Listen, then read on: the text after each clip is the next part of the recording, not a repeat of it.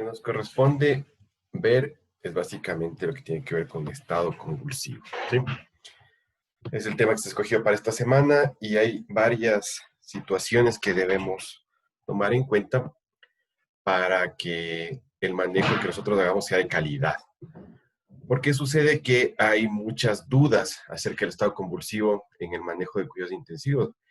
Hay médicos que no se atreven realmente a dar las dosis de anestésicos intravenosos que se necesitan para detener el estado convulsivo. Y hay que recordar que cuando arranca una crisis convulsiva y se prolonga más de 5 minutos, aquí el tiempo es cerebro, igual que en el infarto del corazón. El tiempo es corazón, es igualito acá. El asunto es que mientras más tiempo pasa, más rápido mueren neuronas. Y el paciente puede morir o queda deshabilitado. Entonces es muy importante correr y no tener miedo tener claras las definiciones y claras las dosis, lo que se tiene que hacer realmente. Entonces, vamos a revisar. Primero, conceptos básicos. ¿Qué es la epilepsia? Primero, epilepsia es un trastorno crónico. ¿Cómo inicia? Cuando hay crisis convulsivas o crisis epilépticas, se le puede declarar a un paciente que es epiléptico cuando tiene 2 o más crisis espontáneas. Entonces, ahí ya nosotros declaramos un paciente epiléptico.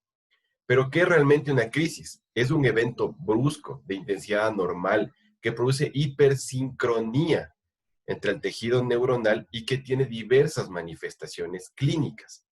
Ya vamos a ver de qué tipo nada más puede ser eso, aunque ustedes ya en la película que revisaron ayer pueden ver qué tipos de crisis puede haber.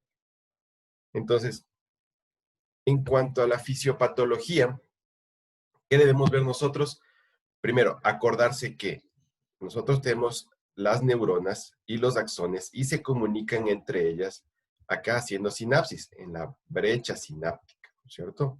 Entonces hay un impulso que va a través de los axones, ¿cierto? Termina en las dendritas y en la brecha sináptica es donde hace el intercambio de mediadores excitatorios e inhibitorios. Entonces esto es súper importante para poder entender de qué se trata. Entonces aquí está una foto ampliada de la brecha sináptica. Entonces vemos nosotros acá el axón, vemos las vesículas sinápticas que están llenas de mediadores, ¿sí? De neurotransmisores. Y acá estamos al otro lado de la brecha sináptica donde están los receptores, ¿sí? Entonces, nosotros tenemos la parte terminal del axón, tenemos canales dependientes de calcio, de sodio y potasio, receptores de neurotransmisores, pero lo más importante acá es la vesícula sináptica.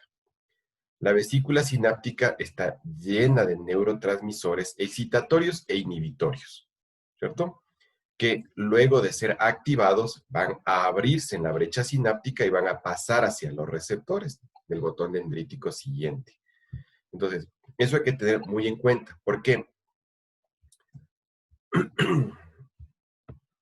Vamos a pasar. Vamos a admitir a los demás. Permítanme admitir a los demás.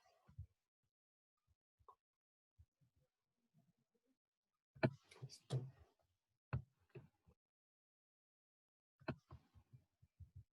Muy bien. Entonces les decía, tenemos dos tipos de neurotransmisores, excitatorios e inhibitorios, ¿sí? En términos generales, ¿no? Para poder entender después por qué se desencadena el estatus. Entonces, ¿qué ocurre en las crisis epilépticas? Pues hay un cambio de despolarización paroxístico, es decir, lo que normalmente debe suceder y está sucediendo en nuestras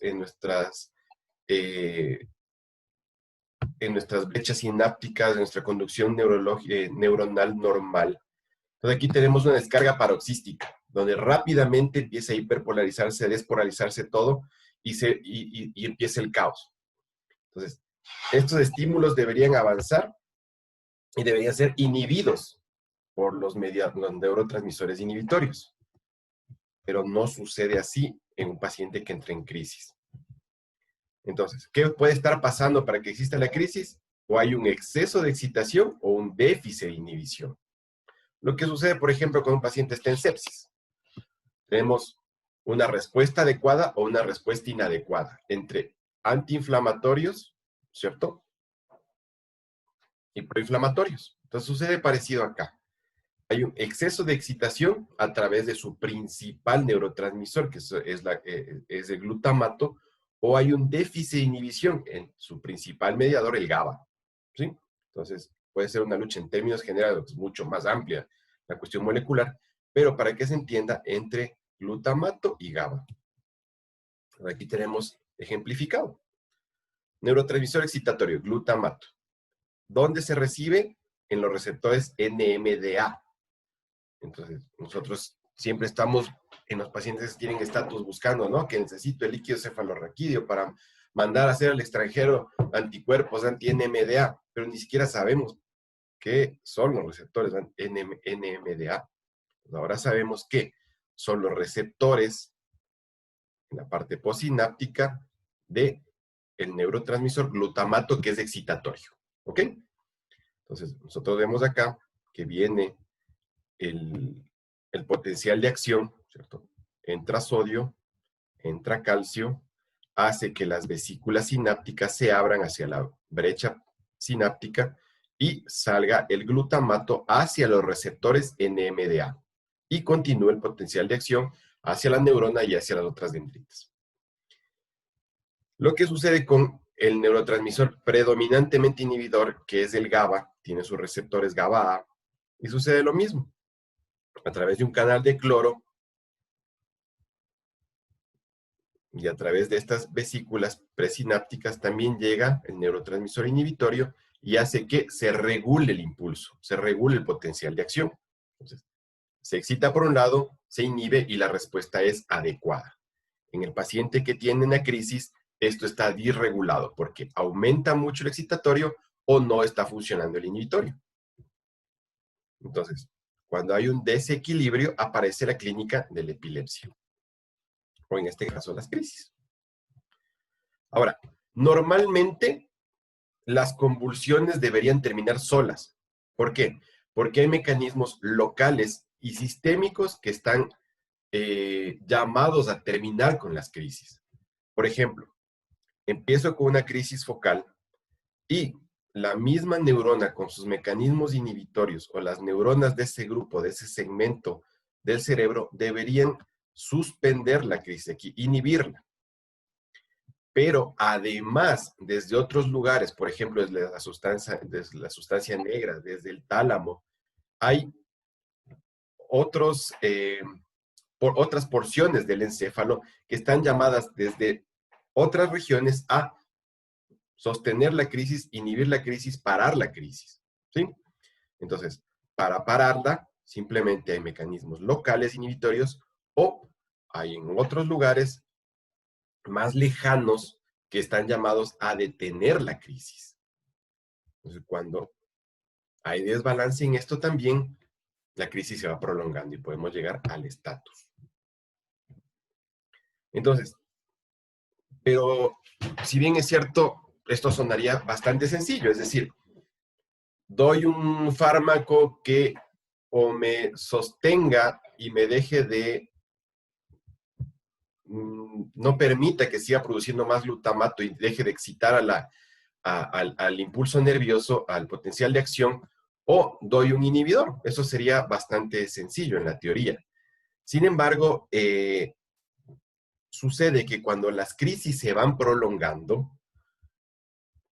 pasa que, fíjense acá, los rojitos son los receptores NMDA, aquí tenemos dos, pero mientras más crisis y más excitación hay en las neuronas, aparecen y se forman más receptores. Es decir, se estimula a que en la membrana postsináptica se generen más receptores. Entonces, más glutamato, más receptores, más glutamato, más receptores, más glutamato, más receptores. Entonces, continúa la crisis. Y sucede un fenómeno que se llama interiorización, de los receptores GABA-A. Fíjense, aquí teníamos 5, aquí ya solo tenemos 2. Entonces, los inhibitorios como que se esconden en la parte postsináptica y dejan de inhibir el impulso. Entonces, empieza un círculo vicioso. Más excitatorio, más receptores, y asimismo la parte inhibitoria va desapareciendo.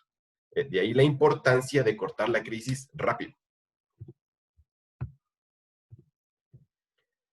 Entonces, fíjense más o menos de qué se trata esto.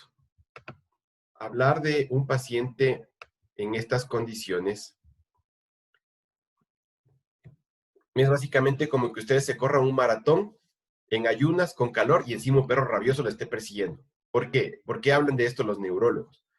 Porque nosotros tenemos cambios iniciales en los primeros 30 minutos en el cerebro, donde trata de sostener los sistemas de regulación, tratan de sostener al cerebro, neuroprotegerlo, entre comillas, pero van pasando los minutos y los mecanismos se van agotando. Por ejemplo, empieza una crisis generalizada, ¿cierto?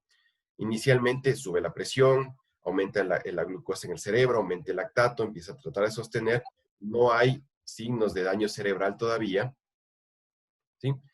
El oxígeno en el parénquima cerebral se trata de mantener tanto el aporte de oxígeno como la disponibilidad y la utilización del oxígeno se equilibra durante los 30 primeros minutos, pero fíjense que al final de los 30 minutos la glucosa en el cerebro ya empieza a caer, la energía del cerebro empieza a caer y el lactato cerebral empieza a sostenerse arriba, buscando forma de sostener un poco el metabolismo cerebral. Pero cuando pasan los 30 minutos, ¿sí?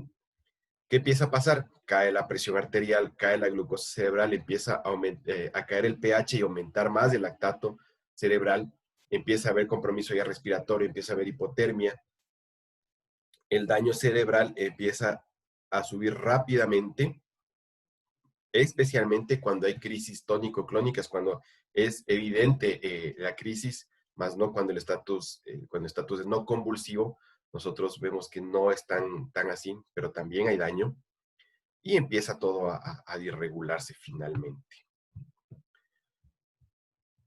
Entonces, eso en cuanto a lo que tenemos a la parte fisiopatológica. No sé si tienen alguna pregunta o alguna duda acerca del tema. Son libres de ustedes interrumpir cuando lo crean conveniente o necesario. Ahora bien, entonces finalmente, ¿qué es una convulsión? Es una aparición transitoria de signos síntomas de una actividad anormal excesiva neuronal, ¿cierto? El término es transitorio cuando es solamente una convulsión, ¿sí? Pero ¿qué pasa cuando nosotros hablamos de un problema ya duradero, ¿sí? Que se va manteniendo en el tiempo. Nosotros ya hablamos de un estado epiléptico, ¿sí? Entonces, es una actividad clínica y electroencefalográfica continua que dura minutos, especialmente el estado epiléptico dura más de 5 minutos. La definición antigua hablaba de 30 minutos, ahora estamos hablando solamente de 5. Y ya hay algunos grupos dedicados al neurointensivismo que son más duros y que hablan de 2 minutos. Pero lo que se tiene ampliamente aceptado es de 5 minutos. Es una emergencia potencialmente mortal que requiere tratamiento inmediato. Entonces, no sé si les ha pasado, pero ustedes van a los departamentos de urgencias o al piso y dicen, está convulsionando así, ¿cuánto tiempo va? Va como 7 minutos. Y como que no pasa nada. Y realmente no es así. Esta es una emergencia que tiene que ser solucionada ya. La incidencia es variable, ya vamos a ver unos cuadros de acuerdo al lugar de donde se estudie, y la tasa de mortalidad puede ser hasta el 22%, pero estamos hablando de estado epiléptico simplemente. Ya vamos a hablar del refractario y del superrefractario, que tienen otras tasas de mortalidad. Entonces, ¿cómo se define un estado convulsivo? A diferencia del no convulsivo, está definido como convulsiones asociadas a sacudidas rítmicas de las extremidades. ¿Sí? ¿Qué hallazgos son característicos? Son movimientos tónico-clónico generalizados, deterioro del estado mental. Entonces, ojo con esto. No solamente tiene que estarse sacudiendo. Puede estar el paciente en coma, aletargado o confuso. Y esto nos pasa muy frecuente en cuidados intensivos. Tenemos pacientes a veces aletargados, confusos, no se despierta bien, no tiene razón de no despertarse. De pronto el paciente está en una crisis. ¿O bien? Puede tener déficits neurológicos focales en el periodo posictal, es decir, después de las crisis convulsivas, de pronto el paciente se quedó con una hemiparesia del lado izquierdo. Nosotros decimos, no es un stroke, convulsionó por el stroke. Tomografía, no hay nada, y el paciente después empieza a moverse, dice, ¿qué pasó? ¿Es un transitorio? No, es un déficit neurológico occipital. Ahora, el estado epiléptico no convulsivo, tenemos actividad eléctrica convulsiva en el electroencefalograma, pero no se ven hallazgos clínicos, es decir, no le veo al paciente haciendo movimientos tónico-clónicos generalizados, por ejemplo. Y suele tener dos fenotipos, errante y confuso, como es típico en la terapia intensiva, o el paciente con una enfermedad en estado agudo mental que se deteriora y tiene movimientos sutiles, es un estado sutil. Es decir, veo, por ejemplo, un movimiento frecuente en los párpados, en el entrecejo, veo contracciones escasas, muy sutiles, de alguna porción de la carita o de las manos. Entonces, pero no llegamos a ver grandes sacudidas realmente. Entonces, ojo con estos pacientes. Por ejemplo, fíjense en esta representación de acá abajo. Tenemos un paciente que tiene un completo neuromonitoreo, está multimodal. Tenemos presión intracraniana, presión de perfusión cerebral, golfo de la yugular, doble transcranial continuo, tiene TCO2, tiene temperatura cerebral, tiene presión tisular de oxígeno cerebral y tiene electroencefalografía. El paciente está quieto, no se mueve, está es más en coma según nosotros, pero tiene actividad eléctrica, como vemos aquí en el electro de junto.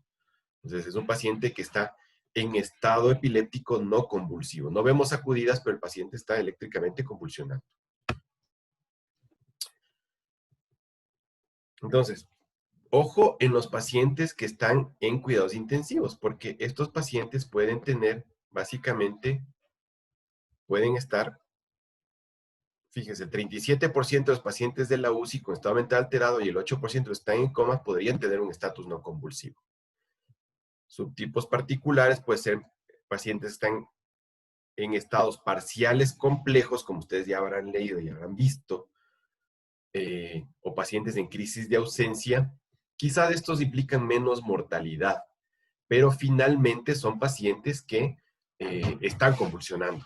Y como vimos en el cuadro donde hablamos, están corriendo el cerebro una maratón, deshidratado, sin comer, el paciente igual está sufriendo, igual está teniendo problemas y puede llegar a tener mortalidad, aunque menor cuando se están sacudiendo. La mayoría de pacientes demuestran que la mortalidad está asociada a lo siguiente. Primero, si el paciente tiene afecciones médicas agudas y lesiones cerebrales agudas, así esté en estado no convulsivo, ese paciente tiene riesgo de muerte, ¿sí? Y los pacientes que ya eran conocidos de epilepsia, ¿sí? Y que ahora sea un estado no convulsivo, pues finalmente estos pacientes tienen un poco menos asociada la mortalidad. ¿Ok? Ahora, nosotros tenemos... Yo tengo una pregunta. Claro. En caso de un paciente, por ejemplo, que está con analgesia, midazolam, por ejemplo, hay algunos pacientes que, ¿cómo se les puede detectar un estado convulsivo, un estado epiléptico no convulsivo? No sé si hay algún signo específico, si por ejemplo la midriasis, la taquicardia o la hipertensión sean signos que pueden ayudarnos en esta parte, en el diagnóstico. Bueno, el diagnóstico es con electroencefalograma. No hay vueltas, no hay Claro, ese más. sería el diagnóstico definitivo. Claro. Ahora, el paciente puede ser que tenga crisis del sistema simpático o parasimpático. Puede ser que tú veas crisis físicamente, es decir, tenga un paciente que tenga contracciones musculares, mioclonus, pero también puede ser que tengas un paciente con manifestaciones autonómicas, hipertensión, taquicardia, bradicardia no explicadas, como tú mismo dices, midriasis, cialorrea inexplicable, intensa, inmanejable, ¿sí? Entonces, ese tipo de manifestaciones autonómicas también pueden estar hablando de crisis. Si yo tengo un paciente de este tipo, lo que debo hacer es pedir inmediatamente un electroencefalograma continuo, ¿sí? Entonces, si tú no tienes explicación para cambios autonómicos drásticos de un enfermo, probablemente ese paciente tiene razones suficientes para sospechar en estado epiléptico no convulsivo. ¿Sí? Muchas gracias. Ok. Doc, yo tengo otra consulta. Claro. El electroencefalograma continuo, el tiempo ideal para para dar un adecuado diagnóstico, ¿qué tiempo sería? 4 horas. Gracias. 24 horas. Estudios de 30 minutos, estudios de 1 hora no sirven para esto. En el paciente crítico, no. Y la razón es sencilla. Ya vamos a ver cuando el paciente se hace refractario. El estado refractario nos habla de que el paciente ya ha pasado con el tratamiento, con la terapéutica, con los anestésicos intravenosos, al menos 24 horas. Entonces, yo debería tener un monitoreo al menos de 24 horas para saber que ya terminé con la crisis o declararlo refractario. ¿Sí? Entonces, tener un estudio de 30 minutitos de 1 hora, no, le hice un extendido de 3 horas. Si tuve suerte y pesqué la crisis, qué bueno. Pero para tomar una decisión, yo debería tener al menos 24 horas monitorizado y saber que no hubo crisis en esas 24 horas, o al menos tener unos buenos brotes de supresión. Pero lo contrario, no me sirve ese monitoreo. ¿Estamos claros? Doc, una Sí, pregunta. Doc, gracias. ¿Ok? Dime. ¿Y eso sí se cuenta en las unidades, digamos, aquí en el país? En las privadas, sí. Ya. En las, no lo sé en otras, en la que yo trabajo públicamente, ya tenemos por fin los monitores de cabecera activados para hacer electroencefalografía continua. Hay un módulo de micrófono, ¿no? Tenemos un módulo especial, así es, que tiene, o sea, cómo se conecta al arterial, cómo se conecta el Swan-Ganz, cómo se conecta el ETCO2, de todas esas cuestiones, igual es un módulo especial, se le pone el monitor de cabecera y salen los cables, pues se le conecta al paciente. Pero lo ideal en estos pacientes, como ya vamos a ver, es un video monitoreo electroencefalográfico y ojalá con mapeo. ¿Por qué? Porque tú puedes tener un trazado. Y en el paciente de cuidados intensivos, si bien es cierto, la mayor parte del tiempo se trata de mantenerlos quietos, pero hay los cambios de posición, los baños, el baño de la muerte, etcétera, etcétera. Y necesita el neurofisiólogo, mientras tiene un hallazgo en el electroencefalograma, dice, aquí pasó algo. Debe referirse al video y decir, no, mira, aquí se le movieron los electrodos, el paciente le estimularon, o de pronto dicen, ¿saben qué? En este momento al paciente le prendieron las luces de la habitación y justo ahí arrancó la crisis. Entonces tenemos fotoestímulo. Entonces, eso es muy importante para la persona que interprete el electroencefalograma, tener el video. Pero bueno, a no tener nada, ya tener, por ejemplo, en algunas unidades monitoreo al menos la parte eléctrica 24 horas o el tiempo que uno necesite, pues ya es un avance. Hasta hace poquito tiempo en la unidad pública donde yo trabajo no había ni eso. Había que hacer un electro de 15, 30 minutos al apuro cuando había disponibilidad y eso no te sirve realmente. ¿Algo más? Entonces, avancemos. Entonces, fíjense, en el estado convulsivo nosotros tenemos estado epiléptico precoz, menos de 5 minutos, deberíamos entrar con una benzodiazepina, esto ya vamos a discutir la terapéutica. Cuando el estado ya está establecido, entramos con otro grupo de drogas, habitualmente, formalmente antiepilépticos. El estado refractario, cuando ha pasado más de un tiempo, esto, las definiciones, vamos a revisarlo despuesito porque ha habido muchos cambios en esto de las definiciones. Pero lo importante acá es que debemos hacer evaluación y rápida estabilización, terapia inicial y tratamiento a largo plazo, porque nada me sirve cortar la crisis si no dejamos un tratamiento. Y tratamientos que sean concordantes. Ya vamos a discutir de ese tema también, de la concordancia de los tratamientos.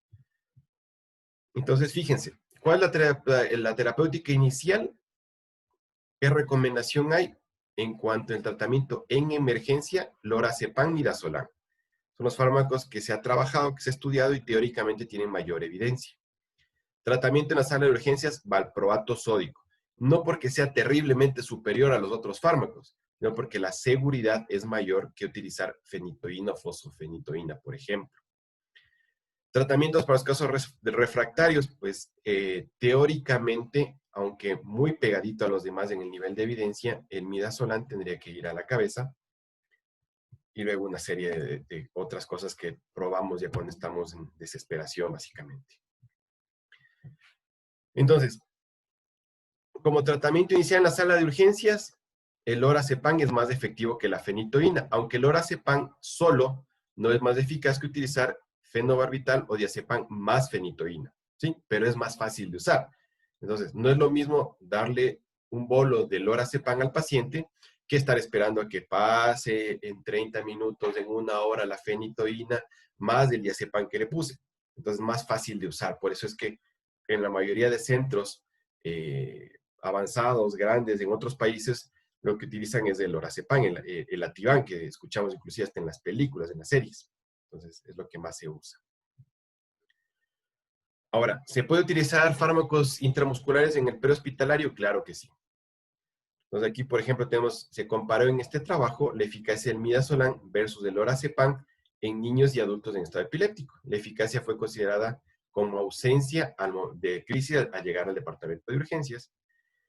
Y para personas en estatus del midazolam intramuscular es al menos tan seguro y efectivo que el lorazepam intravenoso para detener las crisis en el prehospitalario. Entonces, claro, no tengo lorazepam, tengo midazolam, no tengo vía, ¿le puedo poner intramuscular? Ponle, no pasa nada, ponle. Ahora, fíjese este trabajo muy antiguo, donde ya se estaba probando la difenilidantoína para el tratamiento de convulsiones agudas repetitivas, porque todavía no había los conceptos claros de estatus, etcétera, etcétera. Entonces, dosis altas permiten rápida consecución de niveles séricos, ¿sí? La mayor ventaja sobre los otros es el mínimo cambio en el estado de conciencia, es decir, no deprime el estado de alerta la fenitoína. La principal desventaja es la depresión cardiovascular cuando hay infusión rápida o en pacientes ancianos. En 1968. Entonces, ¿qué ha pasado? No sé si a ustedes les ha sucedido, a mí sí me ha pasado, que al poner infusiones de fenitoína en pacientes inestables o en pacientes tan gravemente enfermos, ha habido cambios electrocardiográficos muy importantes.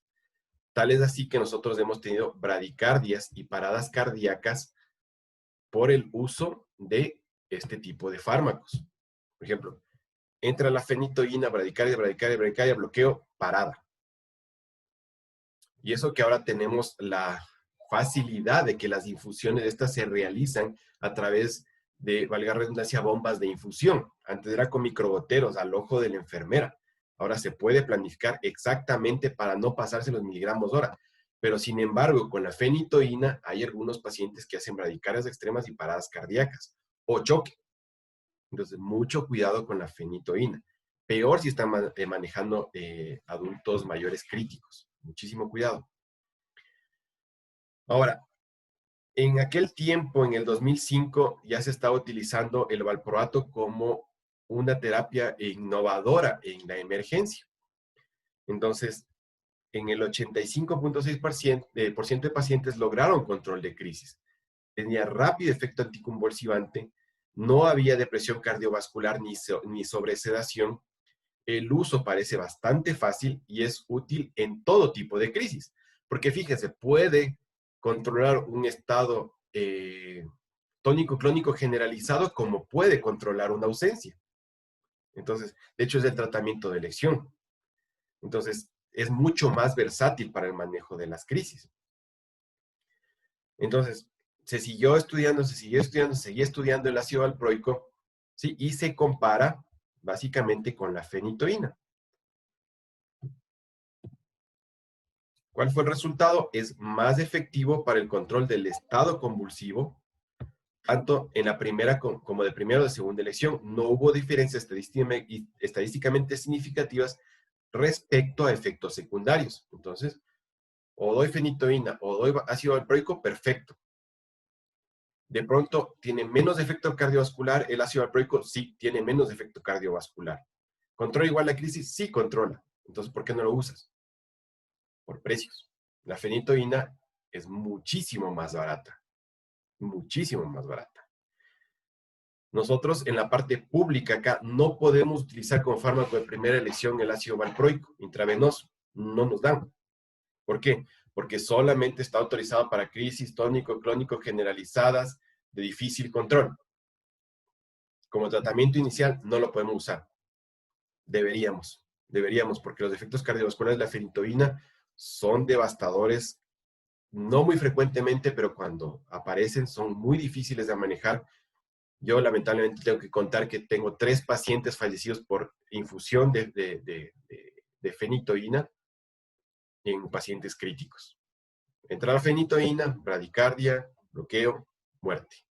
Entonces, deberíamos tener la oportunidad de poder utilizar este fármaco. ¿Ok? Bueno.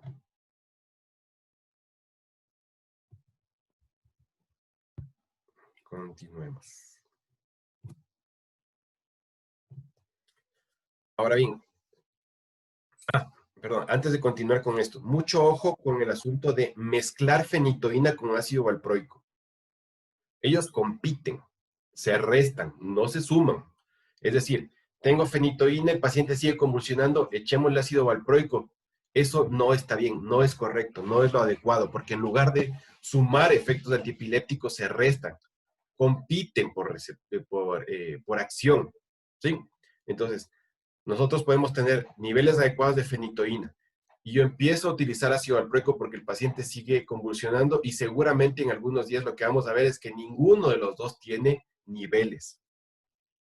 ¿Sí? Entonces, muchísimo cuidado con utilizar los dos fármacos. No se deberían utilizar, aunque yo he visto que es una práctica frecuente en nuestro medio. Mucho cuidado con eso. Ahora bien, pacientes con estado epiléptico refractario a diazepam, entonces se utilizó valproato con fenitoína y se midió el pronóstico a 7 días de la crisis. El valproato IV fue tan efectivo como la fenitoína, pero con mejor tolerabilidad. Entonces, puede utilizarse en estado epiléptico como alternativa a la fenitoína en caso de enfermedad cardiopulmonar, muy frecuente en nosotros en terapia intensiva, y la respuesta al tratamiento fue significativa mejor en pacientes con crisis de menos de 2 horas. En este grupo, nosotros, en este grupo vamos a ver cómo ellos compararon fenitoína, valproato y levetiracetam, que es otro fármaco muy bondadoso en cuanto a que no tiene la cantidad de efectos secundarios que tiene la fenitoína. Hay que recordar que el ácido valproico también tiene efectos secundarios, especialmente en lo que tiene que ver con inducción hepática. Y finalmente, levetiracetam tiene hasta ahora estudiados menos efectos secundarios que los dos anteriores. ¿Sí? Entonces, no hubo diferencias significativas en el resultado al alta.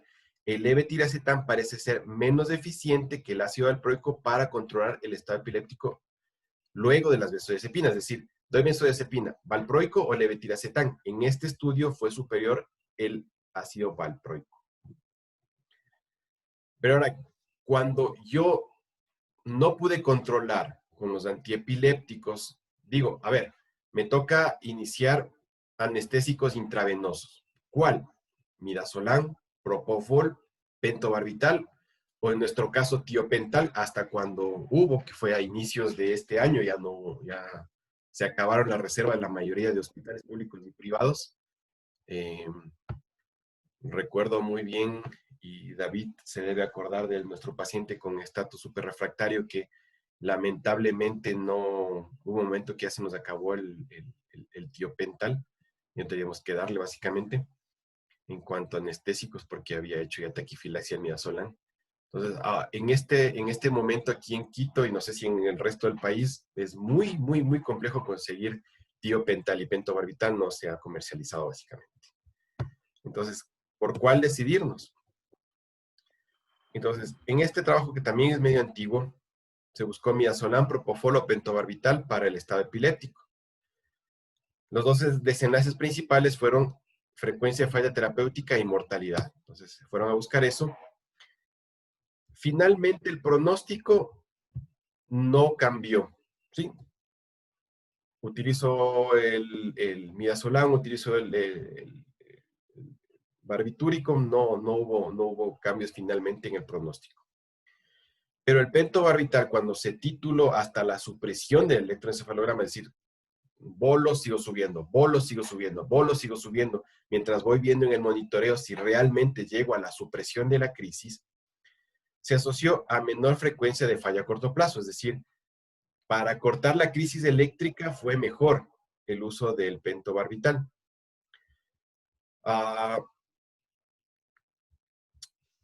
Pero se relacionó a mayor presencia de hipotensión. Entonces, es ampliamente conocido que el rato que entro yo con el barbitúrico, el paciente se hipotensa. Y cuando le retiré el fármaco, hubo crisis de rebote en todos. Entonces, básicamente lo que mejor me sirvió es para controlar la crisis eléctrica. Y esa es la parte súper importante, porque yo controlo la crisis eléctrica, pero ya debo estar con los otros fármacos en niveles adecuados para poder retirar el anestésico intravenoso. Eso es lo más importante. No importa cuál, pero paro la crisis y yo debo tener en niveles lo otro. Eso es lo más importante acá.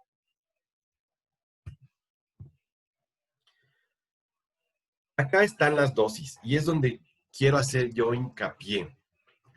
Porque con muchísima frecuencia vemos que utilizamos dosis que realmente no son las más eficaces. Bueno, trabajemos con un ejemplo. Viene el paciente con crisis convulsiva, lo ven en la emergencia, pasan 5 minutos o no se despierta entre crisis, se declara el estado epiléptico y nosotros decimos, sí, este paciente hay que sedarlo, hay que intubarlo porque no suspende la crisis, sigue convulsionando. Entonces empezamos con dosis de midazolam. Les voy a contar lo que pasa en mi hospital. Nosotros tenemos un protocolo de sedación y analgesia que es para otras situaciones, no es para estado epiléptico. Entonces empezamos, no, ya le puse en nivel 10 y el paciente sigue convulsionando, le hacemos el electro y sigue convulsionando. Dicen, bueno, ya llegó al nivel 10 y no se controla, entonces inicio propofol o no hay tiopental y se empieza la locura. Pero fíjense en este detalle de acá. Las dosis utilizadas y lo que recomienda la guía que ustedes ya leyeron ayer es hasta 2 miligramos por kilo por hora. Y nuestro nivel 10 en mi hospital habla de 0.32 miligramos por kilo por hora. E inclusive en la guía americana dice que hay casos reportados que frecuentemente han utilizado 2.9 miligramos por kilo por hora. Nos sucede que hace poco tiempo recibimos un paciente que hizo estatus convulsivo post-COVID. Y claro, estaba en nivel 10 de midazolam, de nuestro protocolo, entre comillas, nivel 10 de propofol, de nuestro protocolo, entre comillas, y no, ya más de 3 días con propofol, qué miedo, y empezó el asunto. Entonces me dicen, no, doctor, tiene que dar una dosis más alta de midazolam. Le digo, perfecto, yo voy a dar la dosis más alta de midazolam, pero no se asusten. Y al farmacéutico, cuando le pidan las ampollas de midazolam para preparar, que no se asuste. Y que la enfermera que va a preparar la infusión, que no se asuste, porque la infusión que le vamos a poner es a 2 miligramos por kilo por hora. Entonces, hagan cuenta en una persona de 70 kilos.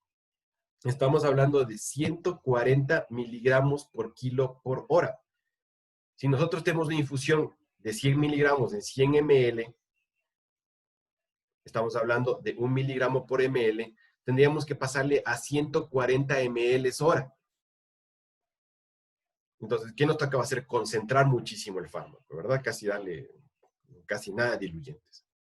Entonces, no, doctor, ¿cómo va a dar esa dosis? ¿Qué le pasa? Es lo que necesito para un estado súper refractario, o para un estado epiléptico que no se controla.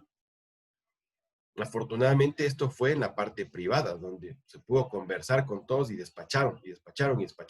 Estábamos con video electroencefalograma, entre el video electroencefalograma, observando si ya logramos la supresión de la crisis. Vamos a ver si en alguno de nuestros hospitales se atreverían a dar una infusión de midazolam a 140 ml hora para un adulto de 70 kilos. Vamos a ver cuánta resistencia puede encontrarse. Y ese es el punto que me llevó a mí a hacer esta semana de estado epiléptico. lo difícil que es llegar a convencer desde el intensivista, peor a los servicios que no son, que son auxiliares de la terapia intensiva, el hecho de usar ese tipo de dosis de midazolam. Para no alargarles del cuento, en ese paciente utilizamos hasta 2.3 miligramos por kilo por hora. Y se logró el control. Y ese paciente ahorita está en su habitación conversando, riéndose con sus papás, con sus familiares, no con sus papás que están lejos. Entonces, ojo, aquí está la guía americana es bastante clara, dice hasta 2.9 inclusive, pero lo que se recomienda es 0.05 hasta 2. No sé si tienen alguna pregunta o alguna duda. Que esta parte quiero que quede súper clara en ustedes. ¿No? No, Doc. Doc, disculpe, ¿la guía está en internet o nos la puede enviar? ¿Perdón? No te escuché muy bien. La guía, Doc, la guía americana está disponible en internet libremente o nos la puede enviar? Está disponible en internet, libre. Pero también en el artículo de midazolam en altas dosis también está lo que acabo de decir el doctor. Exactamente, en el que les mandé a hacer la pregunta pico, ahí también está. El por qué utilizar altas dosis. Entonces, claro. ¿Y nosotros empezamos de 1 con 2 o siempre vamos a empezar escalando, progresando? Hay que escalar, hay que titular. Por eso, el manejo correcto es, le tengo ya el paciente monitorizado, electroencefalográficamente, empiezo. Dosis inicial, bolo, dosis inicial. No mejora, bolo, dosis inicial. Bolo, dosis inicial. Escalando lo más rápido que pueda y lo que el paciente me vaya tolerando. Porque de pronto tengo el paciente que está intubado, pero está hemodinámicamente estable. Le doy un bolo de midazolam y subo la dosis, de pronto ya sí me estabiliza. Entonces yo tengo que la vía central, la línea arterial, etcétera, etcétera, etcétera, etcétera. Porque en este paciente el tiempo es cerebro. Entonces, no, espérate, no le cedes todavía porque le voy a poner la vía central. Y sucede que la vía central le está poniendo a una persona que no tiene suficiente experticia y que no, que tráeme el eco y que no, que mira, no puedo, que hago 10 pinchazos. No, pues yo sigo sedando. Es muy importante el control de la crisis. No, me demoré 3 horas en invadirle y recién le vamos a iniciar midazolam. Eso no queda con estos pacientes. Le inicio por periférica, la norepinefrina, lo que sea, y le sigo estabilizando mientras sigo suprimiendo la crisis. Entonces tiene que ser en bolos, bolo, subo la dosis, bolo, subo la dosis, bolo, sube la dosis, hasta que finalmente terminaré en una dosis de este tipo. No es muy frecuente que se llegue hasta allá, pero si lo necesitan, tienen que hacerlo. Por favor, tienen que hacerlo. El tiempo es cerebro acá. ¿Sí? Y si no tengo, Doc, la monitorización del electro. Al menos con la clínica. Por ejemplo, si el paciente está haciendo crisis tónico-clónicas hasta que deje de hacerlo. Ok. O si está haciendo, por ejemplo, mioclonías. Es muy frecuente que los pacientes en UCI, después, cuando sigue avanzando el estado epiléptico y se torna súper refractario, por ejemplo, ya no hacen sacudidas. Simplemente suelen hacer mioclonías. Entonces, mucho cuidado cuando empiezan a temblar los párpados, empiezan a hacer pupilas, o empiezan a temblar partes de la cara, movimientos sutiles de los dedos. Entonces, clínicamente, pero lo correcto es con electroencefalograma. Ahora, claro, dime. Y si yo ya empiezo ya con el midazolam, yo ya debo empezar con otro, ¿cómo se llama? Antiepiléptico, para mantenerle. Exactamente. Tienes que empezar con lo que tengas, o con lo que disponga, o con lo que mande el protocolo institucional. Por ejemplo, mi institución habla de fenitoína. Yo le voy a dar 20 miligramos por kilo de fenitoína. No 1 gramo. Okay. Por ejemplo, varón de 70 kilos. 20 miligramos por kilo, 1.400 miligramos. Entonces tengo que darle 1.400 miligramos de fenitoína. Porque estamos también acostumbrados al 1 miligramo, digamos al 1 gramo. El 1 gramo a un anciano de 35 o 40 kilos puede ser demasiado. Pero 1 gramo para un varón de 70 kilos es muy poco. Entonces ya tiene que haber entrado el otro fármaco también. ¿Sí? Para alcanzar rápidamente niveles. ¿Perdón? Ya. O sea, yo inicio ya con el antiepiléptico que vamos a dejar de base y ya le impregno sería, no sé, del midazolam. Empiezas con el primer bolo y la infusión. Lo más Ya, rápido que puedas. gracias. Gracias, doc. El pentobarbital acá no está comercializado. El propofol, 20 microgramos por kilogramo minuto. ¿Sí? La dosis de carga 1 a 2 miligramos por kilo. Fíjese que 2 miligramos por kilo, por ejemplo, este mismo paciente de 70 kilos son 140 miligramos de entrada de propofol. Hay que ver si tolera hemodinámicamente porque el principal problema del propofol es eso, ¿no? Cuidado con la hipotensión. Y el tiopental también requiere un bolo y las infusiones que van subiendo hasta 7 miligramos por kilo. Fíjense que cuando nosotros teníamos tiopental disponible acá en un paciente que para lo que más se usaba era para el trauma de cráneo grave con hipertensión intracraniana severa y tratábamos de hacer coma barbitúrico, nosotros llegábamos hasta 6 miligramos por kilo. Y acá recomienda hasta 7 miligramos por kilo. Son dosis realmente altas. ¿Cuál es el principal problema? La hipotensión, la presión respiratoria y cardíaca, pues, el choque inmediatamente con estos enfermos.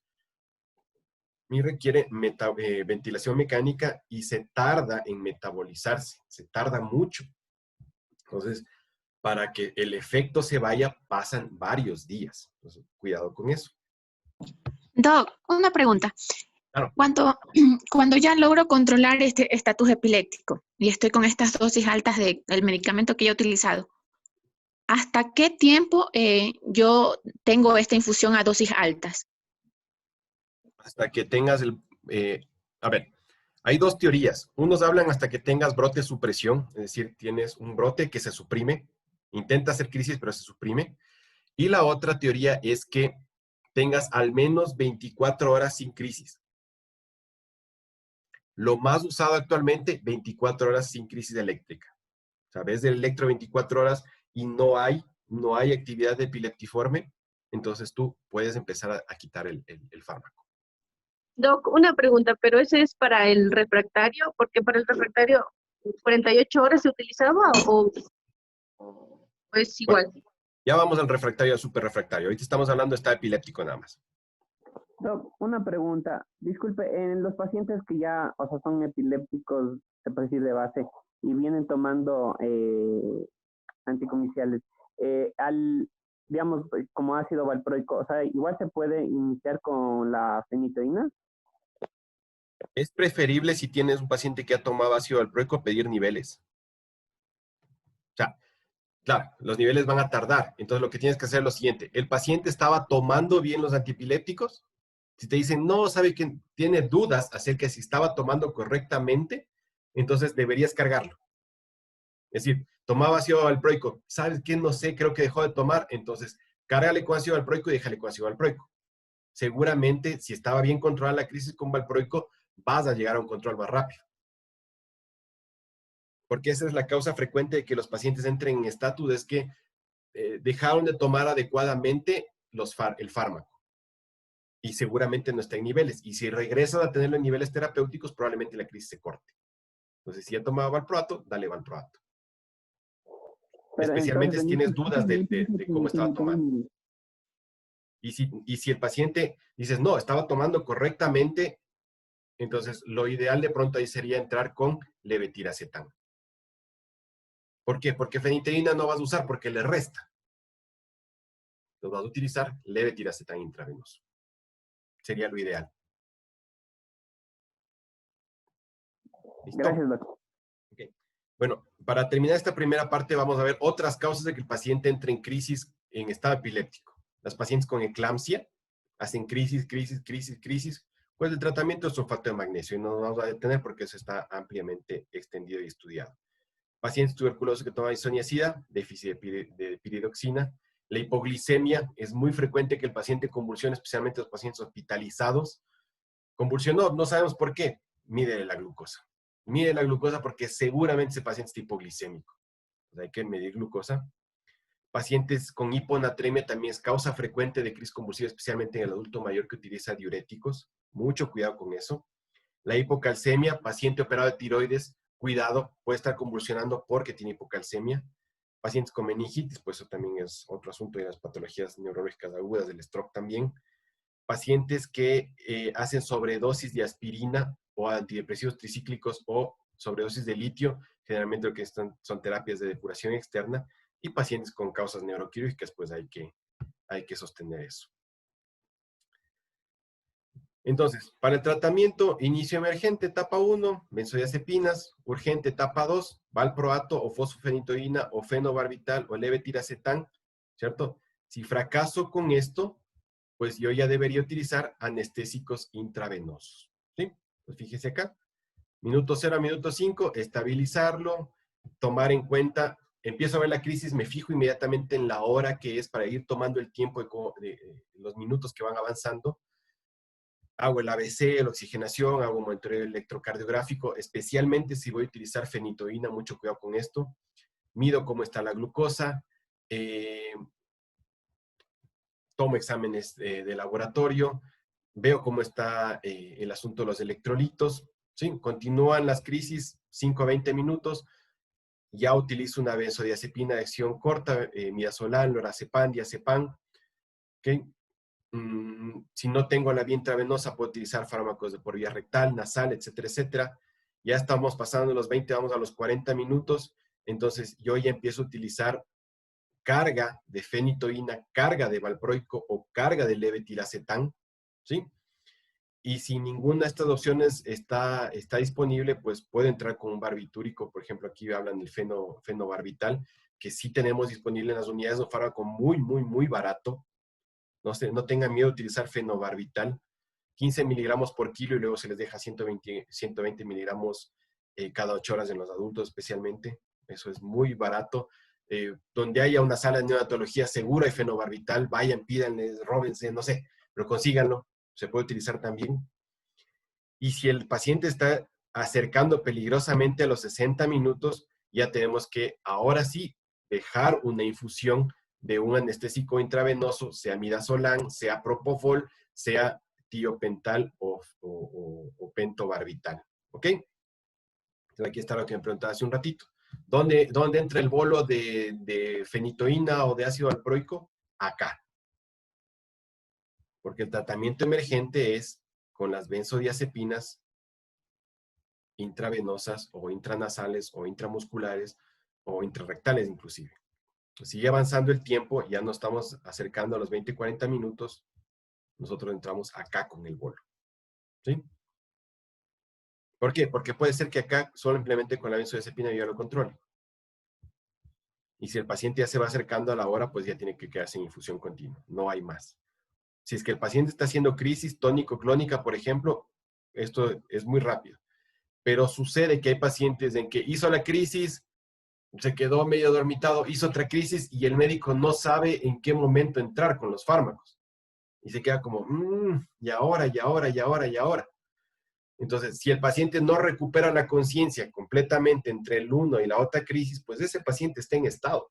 Ese paciente está en estado epiléptico y debemos trabajarle acá, darle la benzodiazepina y entrar acá con la fenitoína y la fosfenitoína. Entonces, mucho cuidado con esto, con el tiempo.